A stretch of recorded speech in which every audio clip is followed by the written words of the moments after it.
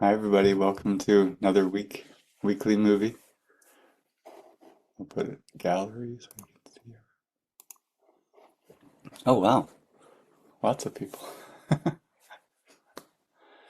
Yeah, welcome. I'm actually pretty excited about today's movie because um just in prayer about movie and we have so many classics and Emily and I had watched a series of these movies on time and time collapses or time devices, we could say. Like one movie was, they're all Hallmark movies too. So we would just get a series of like a Hallmark movie and then a Hallmark movie. And one of them was where a woman regretted that she broke up with her boyfriend a year ago, and that if she could go back, everything would be different. And she got the opportunity through a wish or a whim or whatever. And it was like a total movie of seeing that it was a perspective, that she didn't really know who her boyfriend was. He was never right for her in the first place. And once she was back, she could actually see it and just made a new decision. But the wizard or the fairy said to her, "But do you think that's all we really brought you back here was just to see that he wasn't right for you? It's also that there's I think this is a good thing, so I should go with it. So there's more, there's a thing that's right for you, and we wanted you to find the guy that's right for you." And so she had been missing and pushing him away because she had been looking for something else. So then we get another movie, and I forget that one, but then we saw this one. This one's called All About Christmas Eve. So I'll say it in another way so you kind of get the vibe of the movie. It's all about Christmas Eve. It's all about Christ Eve. So the main character's name is Eve in this movie, and it's all filmed over the holidays. So this is, kind of our last, maybe the last holiday movie we're getting it in before all the Christmas trees come down. And there's all these different rules I hear, like, you got to get it down by January 7th. And I don't remember those rules, but anyways, so this movie is all about Christ Eve, and I feel that it's like an amazing undoing of time movie. And has anybody seen Sliding Doors? Or do you remember Sliding Doors? It's like, okay, maybe a few of us that have been watching movies for a long time have seen it. But it's almost like this is a remake, but not really. Um, and it's much shorter, and I've got some course quotes to read at a certain point, but there's probably going to be a 30 or 40-minute window where we won't pause it at all. And then actually I'm feeling we will open it up at the end as part of going into the movie, because there's probably not going to be too much sharing throughout, but when we open it up at the end, we can go into some of the themes a little deeper. So just to give you a heads up, because I remember last time I did that, a lot of people were just scared because they had 30 seconds. And I was like, okay, well, that was good. And people wrote me afterwards, I really wanted to ask you this. I really wanted to ask you this. So, yeah, let me just go to my notes here. So in the movie Sliding Doors, um, there's a scene where she misses the train, and there's a scene where she gets the train, and then two different lives emerge from that. So it's going to be very similar in this movie where she's racing to get on a plane, and she either makes the plane or she doesn't make the plane. And the real highlight I want to focus on for this whole movie is that you can't mess it up. There's no mistakes. Because even with Sliding Doors, and even with this movie, there's a temptation, and it can be a stepping stone, but there's a temptation to think which lifetime is faster. Let's say you've kind of already acknowledged that you want to wake up. You're not really consciously interested in a lot of other goals in this lifetime, and you just want to wake up. That still means that there is ego goals there, but they're unconscious, or you don't feel that they're as predominant as they may be, and the Holy Spirit's plan has to be to uncover those unconscious beliefs and release them. And one of those beliefs can be speed or how quick I can wake up. And when I first came into this, I thought, I remember even sitting down on the couch with David. I hadn't been there like 2 weeks. I said, I'm going to wake up this lifetime. And he said something like, okay, well, great. You just give your whole to that. And there was this like pressure and there was like, I'm gonna do it. And then it was like 10 or 15 years later. I don't know if some of you remember the turtle talks from the Kingdom into the Kingdom retreat. And then, those lines, which I'd read and read and read, just kind of came really high into predominance in my mind. Um, Infinite patience brings immediate results. Huh. So if I bring infinite patience to awakening, meaning I don't know how long this is going to take, and I look at it as a lifetime journey, David would say that a lot. It's a lifetime's journey. And I was like, but that puts it on the timeline. But actually, if you're really honest about it, you're just saying, I'm not in control. I don't know what this is going to take, but I'm going to give my whole life to it, or whatever it is. And just that sense of like, whatever it is, that's the infinite patience. And then this relaxation comes in. So it was kind of much quicker that way. Instead of trying to push or trying to wake up, it was just, I'm going to be infinitely patient. And then you have all this space and energy to actually see what you need to see on a daily basis. So with this movie, there's a bit of a temptation to think which lifeline is faster? Because in Sliding Doors and in this movie, the woman's boyfriend cheats on her. And it's amazing because in both movies, it seems like the lifeline where she discovers that he's cheating on her leads to kind of more miracles more quickly, more healing. I don't know what's going on. It's like, I don't even know what I'm going to say, and I have all this. It's really cool because there's this quote later down in the course, which I just keep reading over and over. I'm like, I'm so excited to read to you guys.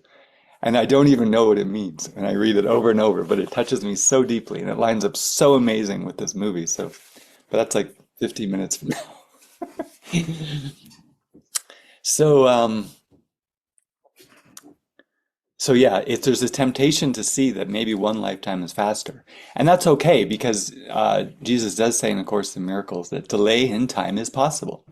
Now, I do feel that's a metaphor belief because delay is impossible in the kingdom of God. But he uses that whenever the denial mechanisms are up and you're like, I got this, or I don't need to see that. He'll say, well, delay in time is possible so that we don't let denial take place. But what I love about this movie is that it really shows in the end.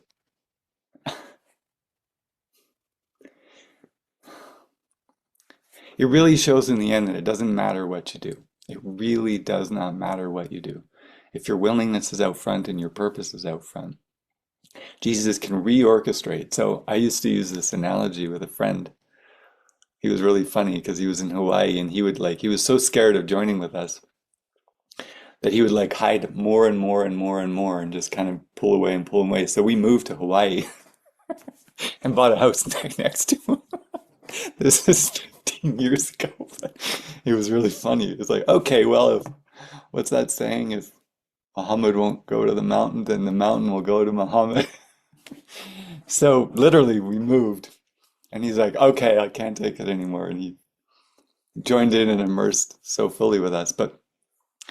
But he was one of those ones I felt like where you can kind of like delay, seemingly delay, but it's like a slingshot where you pull it back, but you're also getting so much energy.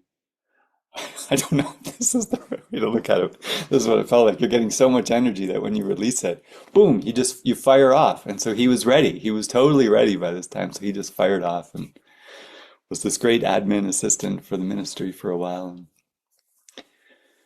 So in the end, both of these paths in this movie merge, and there's this beautiful merge scene that shows it really doesn't matter what lifetime you take. But David was talking to our community the other day about what's that word? Timeline jumping? Is that the word? Like where It's this new phase in spirituality where you can like, oh, I'm going to go check out my lifeline, my lifetime here, or someone else's lifetime, learn some skills and come back. And and in this sense, parallel universes. I just saw this video the other day. It said, if how do you know if your parallel life is calling you? Well, there's this aspect of multiple lifetimes going on, but since it's one mind, you can learn and accept the lessons from these other lifelines because they're you. And I'm not like into the idea of trying to consciously go around and figure that out. But what this movie shows is that as a lesson is learned in one place, timelines collapse. And in some way, I feel that's what we're doing with each other. Like it doesn't have to be that Jason has multiple lifelines, but we're all seemingly living multiple lifelines. And when we communicate and talk and share and collaborate and say, oh, that didn't work for me, or this did, or this is my miracle, then like I'm seeing Natalie right now, Natalie and I've shared this with a few people, but she came here and she edited Lisa's book, which is going to be out soon. So for those of you who don't know, I don't know, maybe in the next few months or something like that. Laverne will have to speak to the launch date, but Natalie and I joined just initially on to see if we could feel the same thing with just certain passages in the book for editing. And it was uncanny. I would be back here just praying, just have this little feeling. And then I'd call her or she'd call me and she'd be like, I was thinking this. I'm like, I was thinking this. And we were so linked in a certain way of doing things that I don't know, after 5 chapters or something like that, I never looked. There's 47 chapters in the book, and she did the rest of the 42 chapters. And I scanned like a couple paragraphs at the end, and I was like, wow, she did it exactly how I would have thought I would have done. And of course, then Laverne and Marcella, Marcy, and there's a whole team of editing way beyond what we even did. But just the point was like, we were so in line and the Spirit was working to us. And it just showed that the Spirit is behind this book. And there's nothing greater in a day than knowing you're right where you're supposed to be and the Spirit is in your mind, because the past is completely deleted. And you don't have to think I was making a mistake, because when you're with the Spirit in the moment, you're not thinking about guilt or past mistakes. So when you're on the timeline, it means guilt is running the show. So we're going to see with this character Eve pretty early on, when her boss tells her that she's going to have to work over Christmas, that based on her response, I had plans, guilt is running the show. When you're not truly spontaneous and able to accept the Spirit's guidance in the moment, it means that I go into it in a little deeper way, but Jesus says that the ego always tries to hide its primary motivation, tries to hide its primary motivation from you, which is, tries to hide its primary motivation from you and raises control rather than sanity to predominance. So he doesn't explicitly say that control is its primary motivation. Probably it's keeping its own existence going as its primary motivation, but the way that it does that is raising control up. So in this movie where she's kind of not ready to accept the guidance is because there's a control mechanism going on that has preset plans based on the life condition that she wants. And so Jesus very quickly is like, you don't want those, this lifeline. I don't want it for you. So we're going to shift things up here. So again, I just really want this movie, no matter what's happening, and we might go into some metaphors, just to really focus on the idea that all things work together for good. There are no mistakes in the ego's, there are no mistakes except in the ego's judgment, and that you can't mess it up. I actually used ChatGPT today I uploaded the Course in Miracles, and I said, please find me all the places that the Course mentions some version of you can't mess it up. And yeah, I mean, I can even just share you a little bit because I'm only going to focus on one, but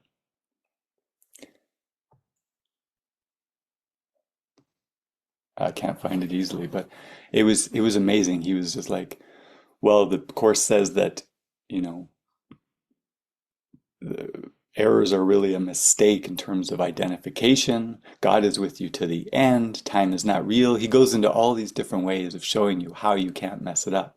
But we're going to focus on just one or two ways that the course talks about that. So I think that's enough of an introduction, and we'll just start the movie and pause it in a few places and then have a discussion at the end. So enjoy the movie, All About Christ, Eve.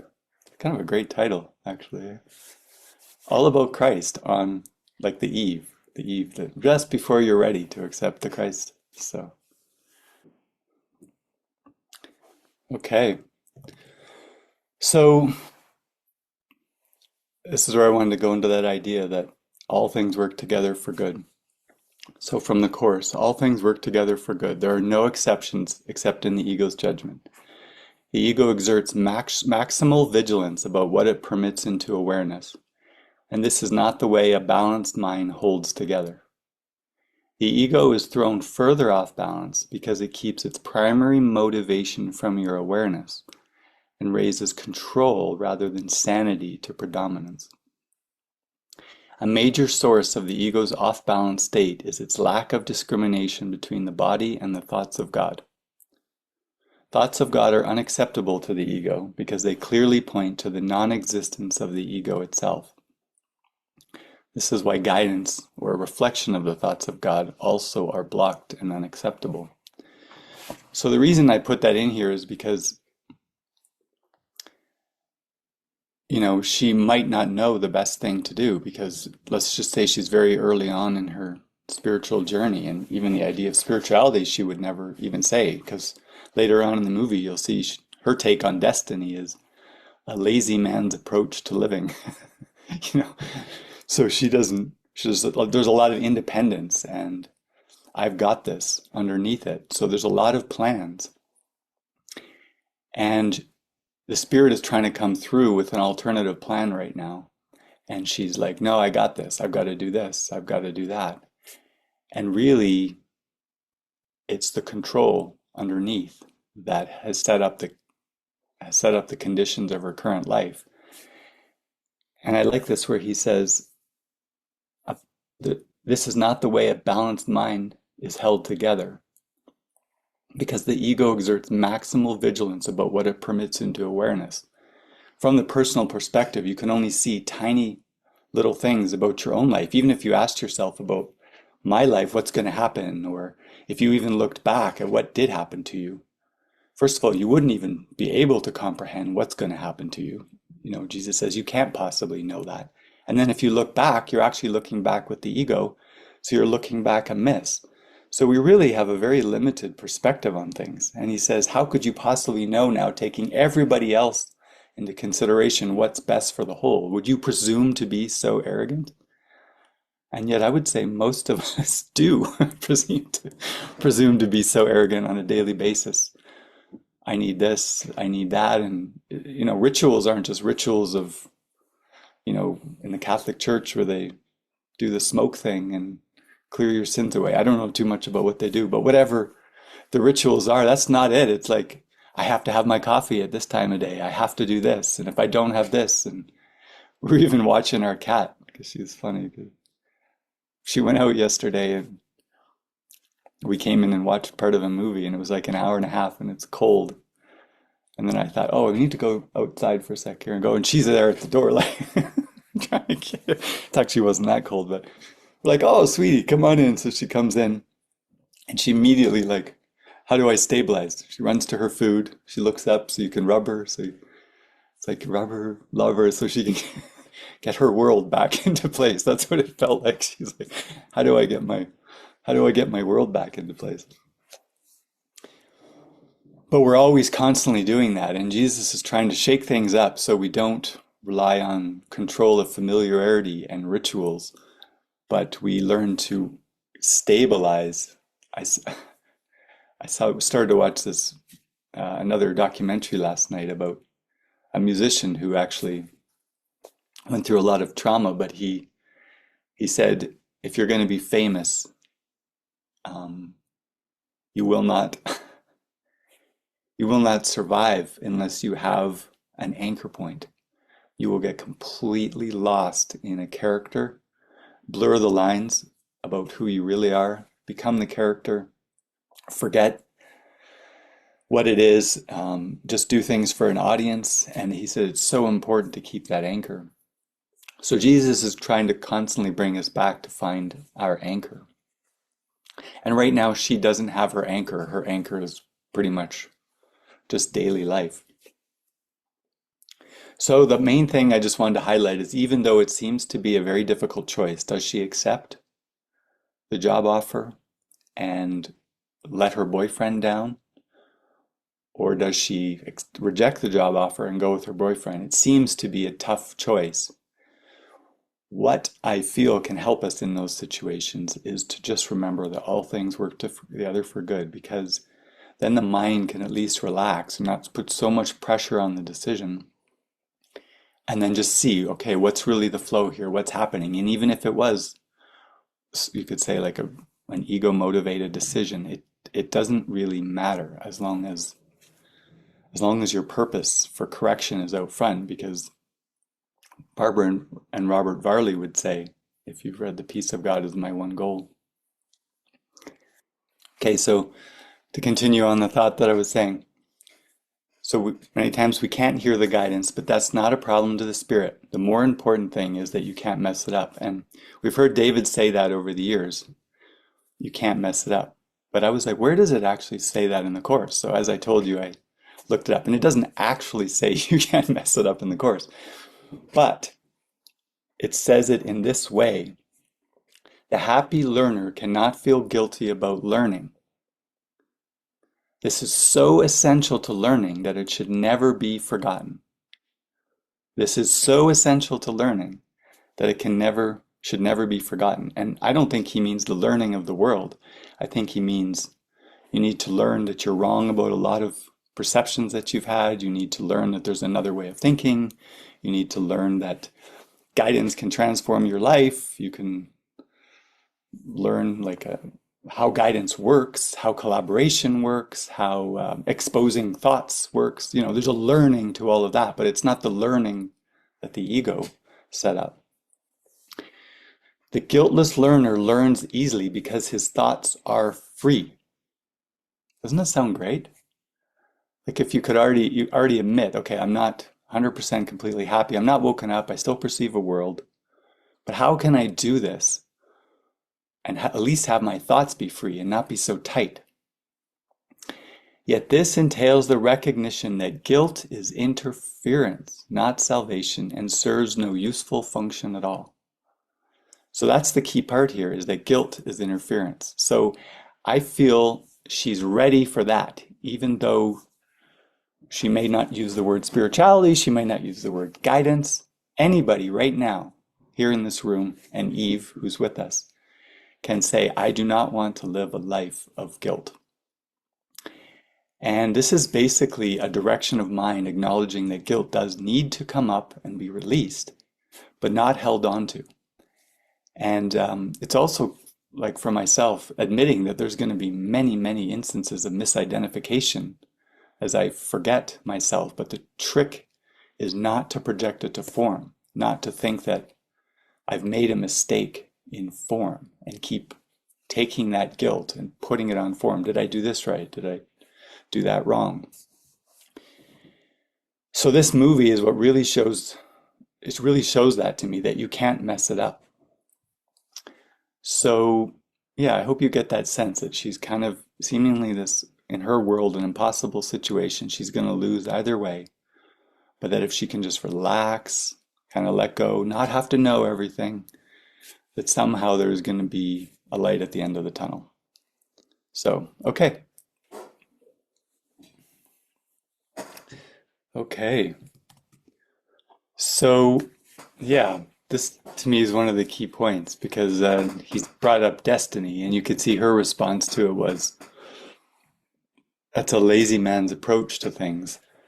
which basically you can see between the two lifelines. Like she said, if I hadn't have caught that flight, I'd be playing mini golf with my friend Lila. And the movie's literally going between playing with Lila, playing with him. So it's showing both lives. But in the other lifetime where she missed the plane, you can see she couldn't spend time with her parents. She found her boyfriend cheating. Things are kind of not working out in form, but all of it was part of the Spirit's plan because she needed to what? Get back in touch with her calling. And what was her calling? Her best friend finally said, I'm going to hire you. What are you comfortable being hired with? Fine, I'll be a bartender. Okay, great. And then she did the bait and switch, and you're actually going to paint a mural because there's so much fear of God, but how that plays out is there's so much fear of being in our inspiration and our worthiness and doing exactly and only what our heart wants. Even in awakening, we can get pretty productive in doing the right thing, but it's just about doing only what the heart wants. So I thought that was great, and you could see that in that lifetime where she missed the plane, in a way she's much quicker at getting at that true calling, because here she is in this lifetime. Is she truly in her calling? Because she looks happy. You can see her kind of flirting with the guy, and not that flirting is always a great indication of happiness, but she looks happy. And she's got the dream job. Everything's clicking and flowing. I think most of us would say the fact that she's unaware of her boyfriend cheating is not a good sign. But there's still a lot in the unconscious that needs to be revealed. Whereas in the other lifetime, it's kind of coming in a much quicker way, whereas she's getting into her calling. So the other reason I wanted to posit here was this idea of destiny, because it really struck me. What does the Course say about destiny? So I looked it up, and I want to see if you feel kind of as amazed as I did with this. And for many of you, you might, if you were kind of philosophy orientated, it might have been a question for you. What is destiny? What is free will? And do they ever merge? And really, this is a question that's been going on for thousands of years. Plato, Socrates. And some of the questions that come from that, I wrote them down. I was like, how does this work? If you take an interest in spirituality, how does spirituality work? How do I get myself out of this dream? Does God get me out of the dream? Do I have any choice in the world, or are all the choices made for me? Or, the script is written, kind of leads into a lot of those questions. But this is what the Course says about destiny. Listen to what the ego says and see what it directs you see, and it is sure that you will see yourself as tiny, vulnerable, and afraid. So I'll read that again.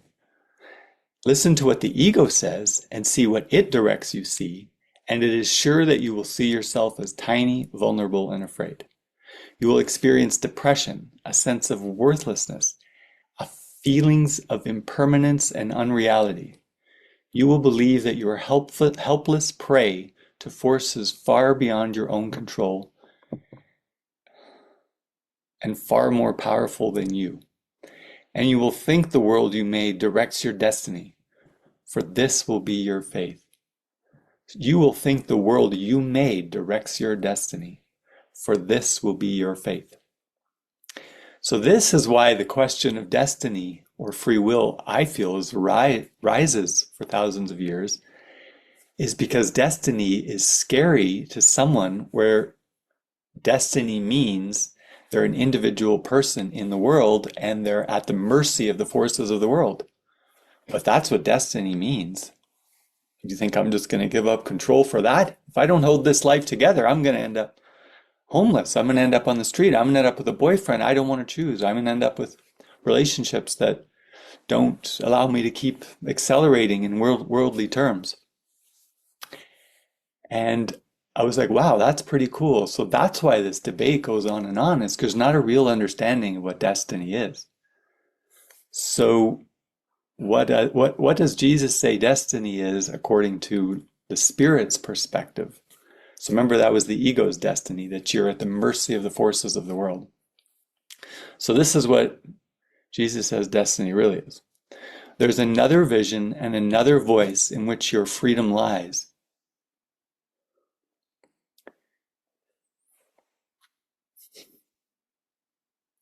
There's another vision and another voice in which your freedom lies, awaiting but your choice. And if you place your faith in them, capital them, you will perceive another self in you. This other self sees miracles as natural. They are as simple and as natural to it as breathing to the body. So I felt like that was an intro to destiny. Now here's where I feel he really gets onto what is destiny. Because what do you think he's going to say about destiny? That everything is kind of arranged for you, which I feel is a reflection of destiny. But this is what he says. You are the one decider of your destiny and time. The choice is yours to make between a sleeping death and dreams of evil or a happy awakening and joy of life. That's destiny. The choice between a sleeping death and dreams of evil or a happy awakening and joy of life. And you are the decider of the destiny. So I guess the sleeping death is a destiny or the awakening is a destiny. God's Son can, here's another great one. God's Son can never change by what men made of him. That sounds like destiny to me. That who you are can never be changed. The choice is yours to make. He will be as he was and as he is, for time appointed not his destiny, nor set the hour of his birth and death. Even forgiveness will not change him. So I just read that and I was like, wow. So I'm going to read it again. God's Son can never change by what men made of him. He will be as he was and as he is, for time appointed, not his destiny. Time has nothing to do with destiny of who we are. So even the metaphor of Jesus arranging time and space for us to see that miracles are possible and we can wake up. He says it right here. Time has nothing to do with with destiny, nor did it set the hour of his birth and death of God's Son. And even forgiveness will not change him. So even forgiveness is in the realm of not the kind of destiny that Jesus is talking about here. So here's another quote. Now is Christ's power in your mind to heal as you were healed. For now you are among the saviors of the world. Your destiny lies there and nowhere else. So what's our destiny? To be saviors of the world. So it really puts this whole idea of destiny in like a totally different perspective and breaks apart that, is it destiny or free will? Because normally people think of destiny as, do I have to make choices, or is everything going to happen how it's going to happen? Which is true, that is how it's going to happen. And so it's like this seemingly thing, but he's lifting the whole thing off and kind of saying like free will has nothing to do with choice and form. Free will is, are you identified with who you really are? Destiny is who you are. So yeah, I really love that because I used to wonder too, like, yeah, destiny, free will, do they have a meeting point? But Jesus takes it to a whole nother level. So here we are in the movie. I'm just see if there's anything else.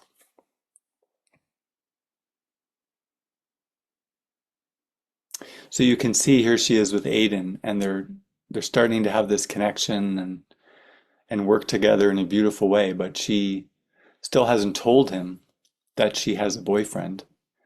The direct question has not come up, but you're about to see a scene now where they're going to a restaurant, and he does ask her quite directly, does she have a relationship?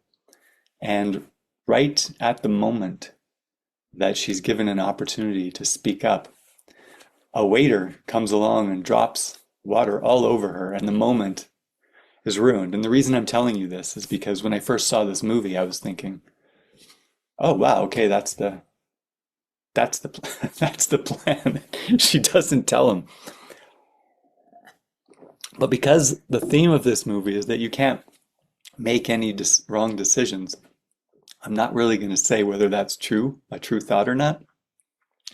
But what I am going to say is that there's still guilt in the mind that is preventing a full honesty, and that perhaps the conditions that the ego has set up in this lifetime are not really conducive for full honesty.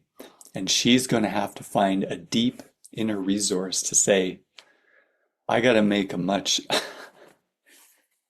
I've got to make a much deeper change internally to allow the conditions to come about for me to wake up. And when that point comes, I'll stop the movie again, but here we go. Okay, so this is the quote that I wanted to read to you.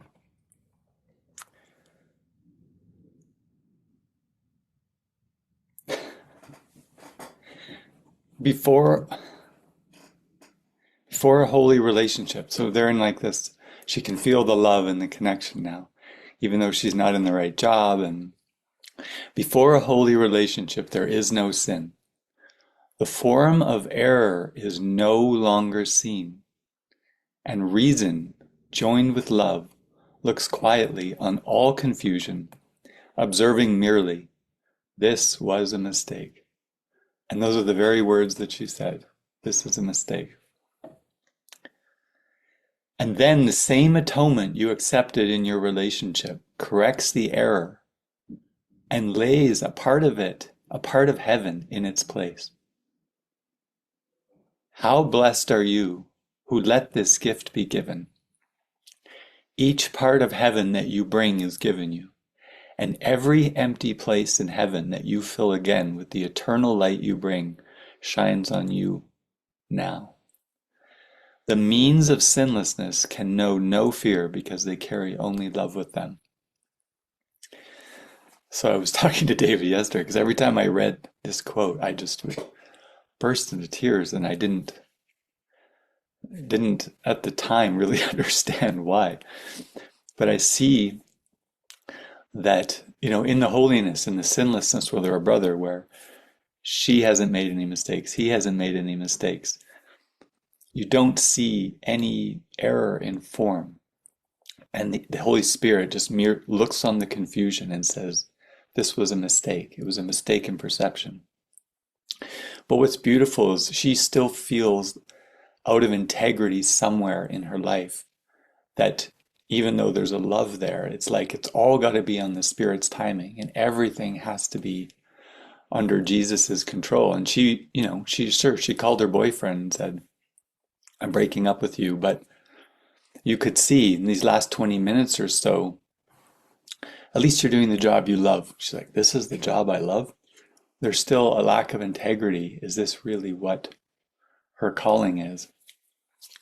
And she wants to fix that, in a sense. Like, she's already acknowledged that she made some communication errors with not telling her about a boyfriend, and she said all that. But what's really cool to me about this scene, and what you're going to see, is that she doesn't have to do anything to fix this. She just simply has to have the willingness to let the Spirit go ahead of her. This is very intense to have to talk while. But it's like, it's so beautiful to me because she doesn't even have to fix it in a personal way. It's almost like the parallel life that has been going on also is working together with her right now. And that's what all those flashes were. It was like the parallel life coming through. And she's saying, wait a minute, there's something out of balance. We need to be together in this. And I feel that's why in the Course Jesus says, you can't wake up alone. You don't wake up alone. It's not like you wake up, or that line where Jesus says, when I awoke, you woke with me. Well, people say, well, why am I still here? but I genuinely had an experience that maybe some of you heard it in a podcast, that When you wake up to the light, or when you have an experience of the light or a glimpse, I don't even know what to call it, there is nobody left behind. There is not a world to go back to. God does not know of this world. He literally does not know of this world. But that's not a problem. It's not like we're left to be suffering. It's a whole perceptual problem that there even is a world, but it doesn't make it true. And that's salvation, that God does not know of this world. That is salvation. That is what makes this journey easy, in a sense, that truth is true and only truth is true, and truth does not know of lies. God does not know of this world. If there was a way for those to come together, then it would make this world a reality, and it would be hard or impossible to get out of. So, yeah.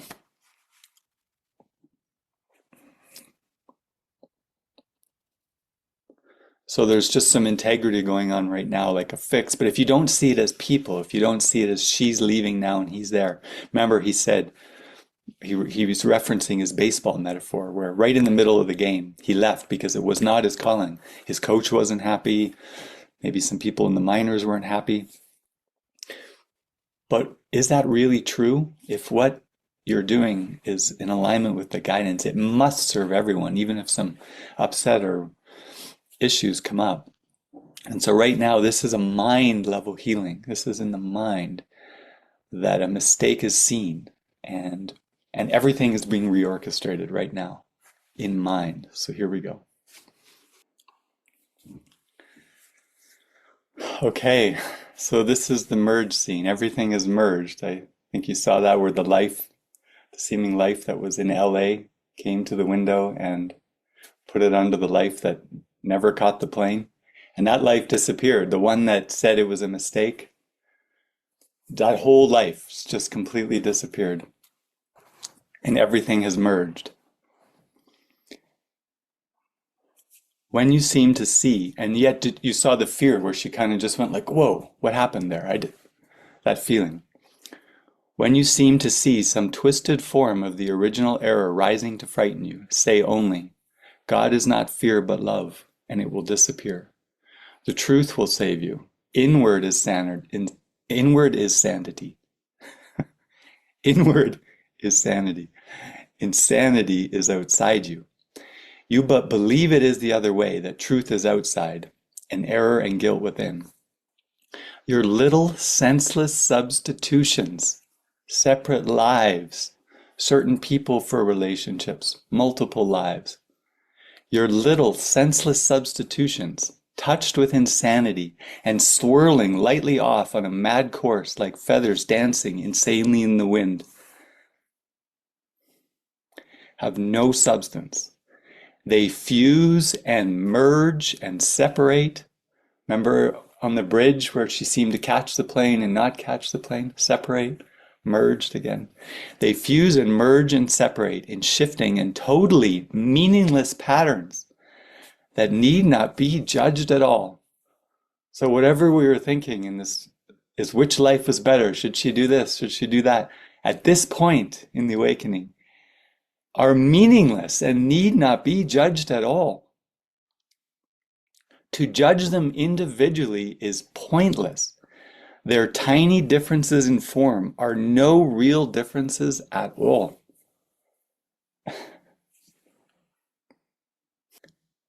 None of them matters. That they have in common and nothing else. Yet what else is necessary to make them all the same? So what he's saying there is that the life that we think we live is technically meaningless.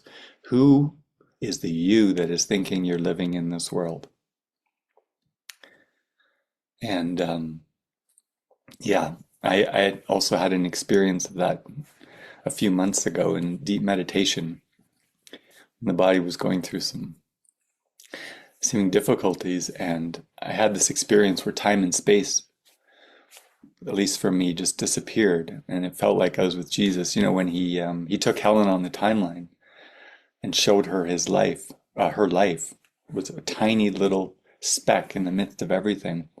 Well, it was a similar experience where he said that it wasn't even about Jason's life. He was saying, even my life, even Jesus's life was not enough to show you the magnitude of who you are. So even if Jesus's life, with all the miracles, and the Bible says the perfection and all the things that he did, was not enough for us to wake up. And so he sent the Holy Spirit, the Comforter, into our mind, and to even to show us we're much greater than the little skid of Jesus. That's what this whole paragraph is putting it into perspective, that even all that we saw, it's meaningless. Let them all go, dancing in the wind, dipping and turning till they disappear from sight, far, far outside of you. And turn you to the stately calm within, where in holy stillness dwells the living God you never left, and who never left you. The Holy Spirit takes you gently by the hand and retraces with you your mad journey outside yourself, leading you gently back to the truth and safety within. He brings all your insane projections and the wild substitutions that you have placed outside you to the truth. Thus he reverses the course of insanity and restores you to reason. So that, to me, that merge scene is actually the end of the movie for us in terms of metaphysics and deep healing. But I think everybody would have a revolution if I ended it there. So we're going to keep going, but it is the deep healing, and it's a call to let it all go. But we do have a little holy relationship scene to kind of wrap up the movie. So the actual quote I was just reading you, this is just a continuation of this quote. So this is what I didn't even know I was going to show this movie, because it's like a Hallmark, very light, and I was hoping the movie would do a lot of the work. But it is. I realize it actually is, and especially with the quotes that came in so easily. So this next quote lines up perfectly with this next scene. So it's almost like this movie was written for us. In your relationship with your brother, where he, Spirit, has taken charge of everything at your request. Because remember, even at the beginning of the movie, she said to Aiden, she said, if you ever need someone to help you with your party needs, she did say within New York, give me a call. So he called her and said, come to LA. But the essence being, it was at her request. The Spirit has set the course inward to the truth you share. Within yourself, you love your brother with a perfect love. Here is holy ground in which no substitution can enter, and where only the truth in your brother can abide. Here you are joined in God as much together as you are with him.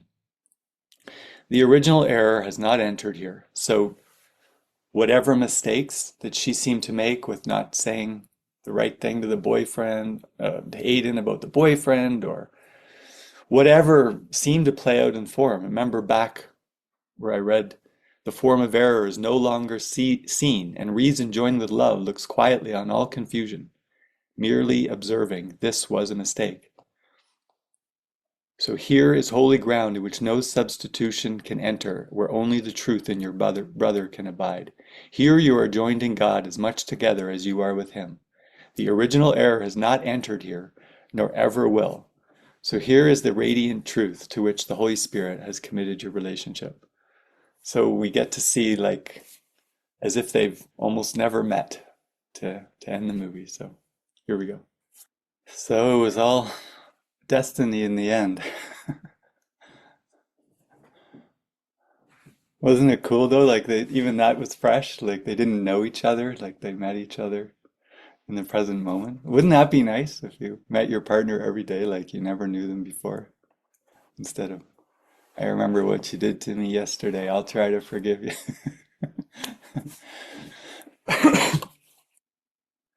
So yeah, just I can open it up if anybody has anything they want to share, or I guess especially it's hard to do with a group, but if you can tell if you really have something emotional on your heart you want to express or even ask about, that's always top priority. So try to intuitively pick if 10 hands go up, but if one hand goes up, you're the next one. So, Elle, go ahead, Elle, I think. Yeah.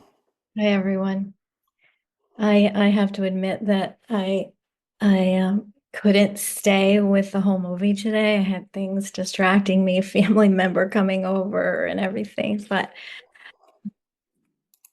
the commentary that you gave at the beginning, you were talking about,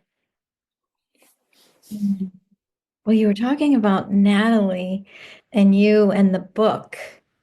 And I wrote it down. You said, you said spirit is behind this book.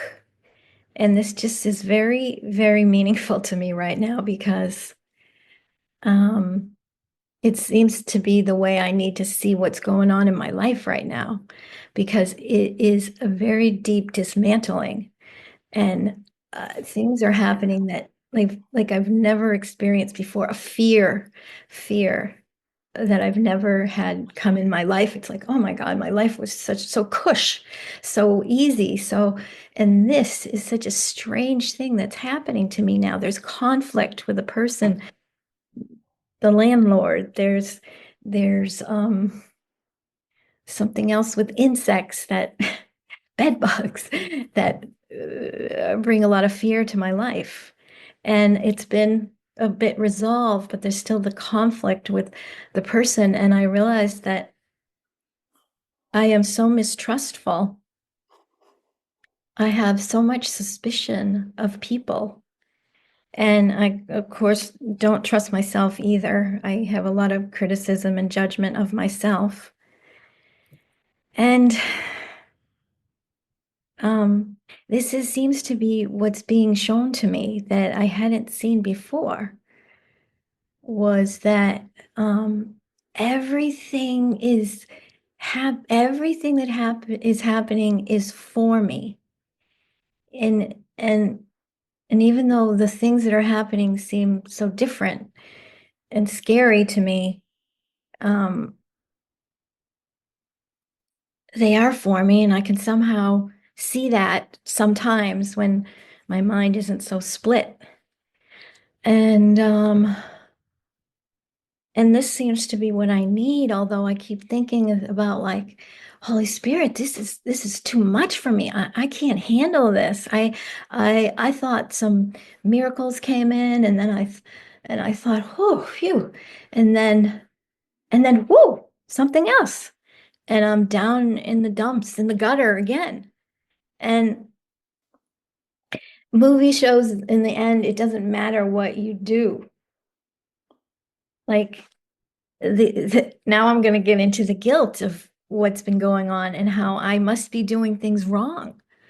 And then, I get these flashes of like, it's the script. It's just what I haven't done anything wrong. This is all what I needed for the healing of my mind and the opening of my heart. And I can't keep criticizing what's happening. It seems to be happening out there. And I can't keep criticizing myself because there's no need for guilt. And I'm Yeah. so losing Yeah, yeah. my train of thought about things. I'm I'm so glad you spoke this because it reminded me of something. But there's a lot of times with the course, there's the honeymoon period where he brings you into the course with the miracles, and even Emily was mentioning this the other day to me when she first found the course. It was just like boom, boom, boom, fireworks, and whole life changed. Finally, she found a purpose, and but then with what you're talking about, instead of a life that could be slip, slip, sliding away, and not even knowing that you're sliding away, having given yourself over, it's like the unconscious now is coming up. But it's reminding me of the line I read in the very beginning of the movie, which is the ego exerts maximal vigilance about what it permits into awareness. And this is not the way a balanced mind holds together. The ego is thrown further off balance because it keeps its primary motivation from your awareness and raises control rather than sanity to predominance. So now you're saying, no, I'm not going to allow control to be predominant anymore. So what happens when you make a decision like, I'm not going to allow control to be predominant is it will be reflected like things are falling apart and this is going wrong, but it's not really that things are going wrong. That's just the judgment the ego lays over top, or even says something like, what am I doing wrong? But this is literally the point of why I wanted to show this movie. This is even more important than my listening to guidance. It's that as this is happening, you don't make those kinds of conclusions that you're doing something wrong, because there has to be a sense of relaxation in the mind to allow this to come up. Because, yeah, there was a period just a few days ago where, just out of nowhere, some like body pain just came out, took me over so completely, and I couldn't hear the spirit and I couldn't feel the spirit. And I was like, what is going on? And initially I was like, I need to hear it because that's my way out. But it wasn't the way out, actually. The way out was to just admit that sickness is a defense against the truth, identification with the body, identification with feeling sickness is a defense against the truth. So there's somewhere a decision in mind being made that I don't want to hear the truth right now. Okay, okay. Just relax on that and just let it move through. Let the guilt and everything move through. Gentleness. The gentleness is so important. And as that moved through, as I gave the gentleness, the spirit came back. He was like, oh, okay, great. You decided not to put control, harshness on the altar. You put gentleness, and then you made room for me to come back. And yeah, it felt really good. And then I was even thinking that when you were speaking, that what did you say? That everything is working together for your good and everything is for you and not against you. Because yesterday, we've had this issue with an oven that, first of all, it wouldn't heat up properly and then it would crash. So we have this program that you can pay $89 or something, and you can get these guys to come out and they'll fix it. So they came out, they fixed it, but it didn't get fixed. And I don't know, we tried it or something, but it was over a month later we actually tried the oven. We don't do a lot of, the cooking inside, just use the elements. And so we went to cook a pizza and it didn't work. The oven didn't work. And we said, oh, well, we'll call the company again, but we don't want to pay the $89 because they didn't fix it the first time. So Emily said to Kristen, yeah, we shouldn't have to pay. Please have them come back because the guy said he misdiagnosed the problem. So Kristen gets on the phone and calls, and it says, yeah, he's coming the next day. So we're all waiting, and he's coming the next day. And, we're just sure that she said to them, we know we shouldn't have to pay for this. So the guy comes, and